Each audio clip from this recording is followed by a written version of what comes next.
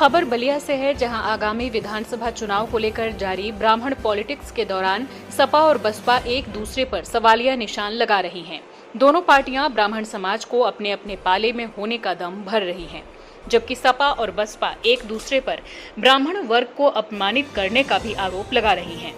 बता दें कि समाजवादी पार्टी के जनेश्वर मिश्र की जयंती पर उनके गांव शोभनथई बलिया से ही प्रबुद्ध वर्ग सम्मेलन की शुरुआत कर ब्राह्मणों को रिझाने की कवायद शुरू की गई, जबकि बसपा के राष्ट्रीय महासचिव सतीश मिश्रा ने बलिया में पहुंचकर प्रबुद्ध वर्ग संगोष्ठी को संबोधित कर ब्राह्मण समाज को अपने पाले में लाने की कोशिश की। लेकिन दोनों पार्टियों की इस सियासी कवायद के दौरान अब दोनों पार्टियों के नेता अपनी अपनी पार्टियों को ब्राह्मणों का सबसे बड़ा हिमायती होने का दावा करने में जुटी हैं। साथ ही दोनों पार्टियों के नेता एक दूसरे के कार्यक्रमों में कमियां निकालने में भी लगे हुए हैं। सपा के नेताओं ने दावा किया कि बसपा के प्रबुद्ध वर्ग संगोष्ठी में ब्राह्मण वर्ग नदारद रहा, जबकि बसपा नेताओं ने इसका जवाब देते हुए कहा कि बसपा को ब्राह्मण वर्ग का भरपूर समर्थन मिल रहा है। बलिया से संजय कुमार पांडे की रिपोर्ट। प्रबुद्ध वर्ग सम्मेलन किसी विशेष जात का नहीं होता है, लेकिन जो संदेश देने के लिए बसपा का महासचिव आदरणीय सतीश मिश्रा जी आए हुए थे, वो बलिया के लोगों को संदेश नहीं दिए। ये कहने में कोई अतिशयोक्ति नहीं होगी कि बलिया के प्रबुद्ध जनों का उन्होंने अपमान करने का काम किया है। उनका मंच ही बता रहा था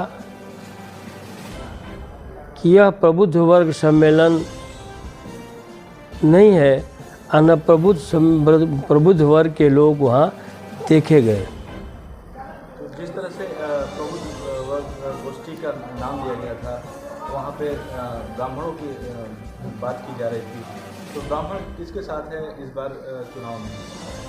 सतीश मिश्रा जी बहुत बढ़िया काम कर रहे हैं। वो जो कुछ भी कर रहे हैं वो समाजवादी पार्टी की भलाई के लिए कर रहे हैं। प्रबुद्ध वर्ग सम्मेलन बुलाया जाए और जो प्रबुद्ध वर्ग न हो और प्रबुद्ध वर्ग की बात की जाए, इससे बड़ा और कोई दूसरी अतिशयोक्ति नहीं हो सकती है। बलिया हमेशा से जो है हर क्षेत्र में आगे रहा है, चाहे राजनीति का क्षेत्र हो, चाहे आज़ादी से पहले भारत का इतिहास देख लें, आज़ादी के बाद का देख लें। अगर बढ़िया साहित्यकार पैदा हुए जो हमारे यहाँ मान सम्मान है, पंडित हजारी प्रसाद द्विवेदी जी, उनका भी जन्म स्थान बलिया ही है। आज़ादी से पहले 1857 में जब अंग्रेज़ों का सूर्यास्त नहीं अस्त होता था, उस समय भी अगर किसी ने उनके खिलाफ अपनी आवाज़ उठाई, वो भी व्यक्ति जो है बलिया के धरती के रहने वाले मंगल पांडे जी थे। जब देश गुलाम था तो कुछ दिन पहले जो आज़ादी की बात आई, जिसमें 3 जनपद स्वतंत्र हुए जो अलग अलग प्रदेशों से थे, महाराष्ट्र का सतारा था, पश्चिम बंगाल का मेदिनीपुर था, उत्तर प्रदेश का बलिया था, उसमें भी कोई अगुवाई किया और उस समय के कलेक्टर को हटा करके कुर्सी पर बैठने का काम किया, तो वो भी बलिया के ही चित्तू पांडे थे। तो साहित्य के क्षेत्र में देख लीजिए, शिक्षा के क्षेत्र में देख लीजिए, आज़ादी से पहले का इतिहास देख लीजिए, आज़ादी के बाद का इतिहास देख लीजिए, सब में बलिया आगे रहा है।